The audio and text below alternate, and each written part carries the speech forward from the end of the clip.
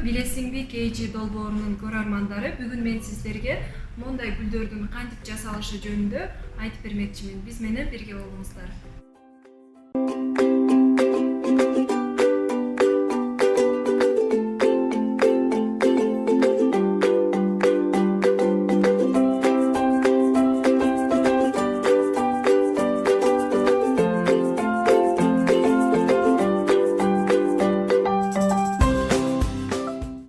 Мындай болуп калды, жана жасаганыбыз.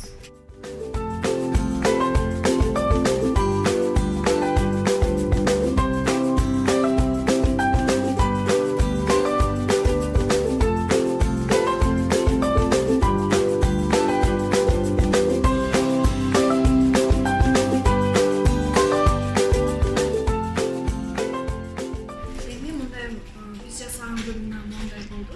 Эми муну мындай таякча деп коебуз. Таякчага бул жака бириктиребиз. Мына достор, бизде бир гүл даяр болду. Эгерде силер кааласаңар, бул жагына жалпырактарды кошуп, ал эми өзүңүздөрдүн фантазияңыздарга жараша, анан бул жака кошуп коебуз. Сиздер менен мен Жайнагүл Ашахманова болдум. Жакшы калыңыздар.